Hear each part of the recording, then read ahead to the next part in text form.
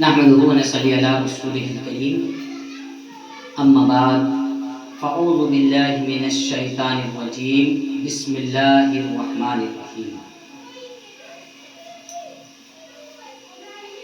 يا ايها الذين امنوا اتقوا الله وكونوا مع الصادقين صدق الله مولانا العظيم وصدق رسوله النبي الكريم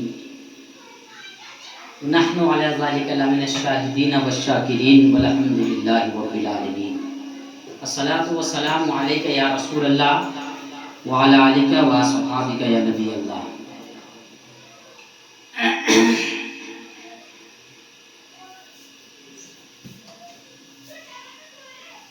آج کی میری گفتگو جو ہے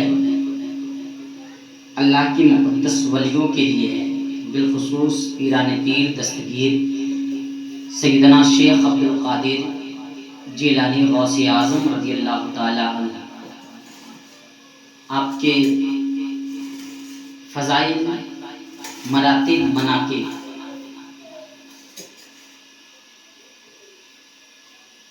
اللہ تبارک و تعالی قرآن مقدس میں ارشاد فرما رہا ہے یا ایھا الذین آمنوا اتقوا اللہ وکونوا مع الصادقین.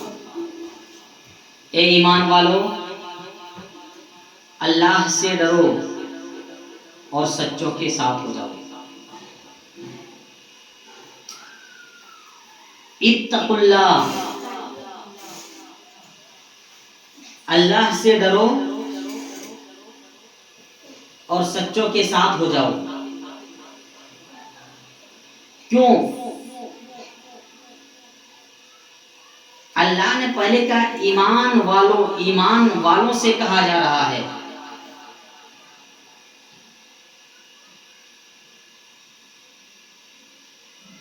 کہ جب تم ایمان لا چکے تو اب اس ایمان کی حفاظت کے لیے، تقوی اور طہارت کی حفاظت کے لیے کونوا مع الصادقین، سچوں کے ساتھ ہو جاؤ. اس لیے کہ تمہارے ایمان، تمہاری نماز، تمہارا روزہ، تمہارا حج، تمہارا تقوی، تمہارے زہد، تمہاری تلاوت، تمہارے سجدہ، جو کچھ تم کرتے ہو اس سے برباد کرنے کے لیے تمہارا دشمن شیطان، ان الشیطان للانسان عدو مبین، اس سے روکنے کے لیے، اس شیطان سے اپنی عبادت، زہد، تقوی کی حفاظت کے لیے کونوا مع الصادقین، سچوں کے ساتھ ہو جاؤ. آئیے میں بتاؤں، سچوں کی تاریخ دیکھیے. ایک نوجوان ہے، سفر میں چلا جا رہا ہے، سامنے سمندر ملا، روزے کی حالت میں ہے، سمندر کے کنارے وضو فرما رہے ہیں. اتنے ہی میں دیکھتا ہے سامنے سے ایک سیب بہتا ہوا، وہ بھی پکا ہوا، بڑے ہی سندر، بڑے ہی اچھا. دل میں خیال آیا، اسے اٹھا لیا گیا کہ اسی سے افطار ہو جائے گی. وضو کیا، افطار کیے اور آگے چلنے کے لیے ابھی سوچا ہی تھا کہ دل میں خیال آیا کہ تو نے تو اس سیب کو کھا لیا، کیا تمہیں پتا ہے اس سیب کا مالک کون ہے؟ یہ کہاں سے رہا تھا، یہ کدھر سے آ رہا تھا، یہ کس کا سیب ہے، اس کا مالک کون ہے؟ کیا تم نے اس سے اجازت لی ہے؟ کل قیامت کے دن اگر اسی سیب کی وجہ سے تمہاری پکڑ ہو جائے گی تو پھر کیا ہوگا؟ اب یہ سوچتا ہے اپنے دل میں اور سیب کے مالک کی تلاش میں نکل جاتا ہے. سیب کے مالک کی تلاش میں نکلتا ہے. اب چلا جا رہا ہے، سمندر کے کنارے چلا جا رہا ہے، سمندر کے کنارے چلا جا رہا ہے. بہت دور جانے کے بعد دیکھتا ہے ایک باغ ہے جس کے اندر سیب کے پیڑ لگے ہوئے ہیں، ایپل کے درخت لگا ہوا ہے، اس میں پکے ہوئے سیب ان کے شاخوں سے لٹک رہی ہے اور اس کی شاخ سمندر کے کنارے، سمندر کی طرف آ رہی ہے. آپ نے سوچ لیا یہ وہی سیب تھا جسے میں نے کھایا ہے، وہ اسی باغ سے گر کے گیا ہے، اسی باغ سے گیا ہے. آپ اندر گئے، لوگوں سے پوچھا بتا اس باغیچے کا مالک کون ہے؟ لوگوں نے کہا فلاں شیخ ہے جو اپنے کمرے میں آرام فرما ہے. وہ نوجوان اس شیخ طریقت کی بارگاہ میں پہنچتے ہیں اور عرض کرتے ہیں السلام علیکم. یا شیخ میں نے آپ کے باغیچے کا سیب سمندر میں بہتا ہوا جا رہا تھا، میں نے اٹھا کے کھا لیا، آپ سے اجازت نہیں دی، آپ سے پوچھا نہیں، آپ کے پوچھے بغیر آپ کا سیب، آپ کا ایپل میں نے کھایا، کیا آپ مجھے معاف فرما دیں؟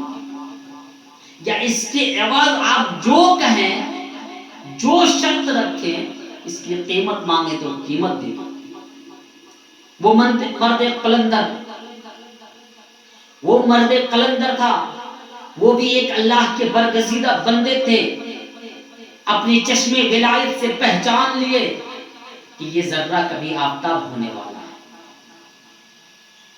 یہ ذرہ کبھی آفتاب بن کر چمکے گا. انہوں نے کہا معاف تو کر دوں گا مگر 10 سال تک میرے باغیچے کی رکھوالی کرنی ہوگی. 1 سیب اور 10 سال کی رکھوالی. مگر وہ مرد قلندر تھے، اللہ والے تھے، انہیں پتا تھا دنیا کی زندگی پھانی ہے، یہ آخرت کی کھیتی ہے، یہاں جیسا بوئیں گے ویسا ہی کل کاٹیں گے. دنیا کی لذتیں اور خواہشات کیا ہے؟ انہوں نے کہا مجھے منظور ہے، مجھے منظور ہے. باغ کی رکھوالی کرنے لگے. 1 سال 2 سال 3 سال 4 سال 5 سال 7 سال 8 سال 9 10 سال ہو گئے. 10 سال کے بعد شیخ طریقت سے کہا حضور اب مجھے آپ اجازت دیجئے، میں نے آپ کی شرط پوری کر دی ہے. وہ شیخ طریقت کہتے ہیں، وہ بزرگ فرماتے ہیں ابھی ایک شرط اور باقی ہے، میں معاف تو کر دوں گا، ایک شرط پوری ہوئی ہے، دوسری شرط اس کو پوری کرو.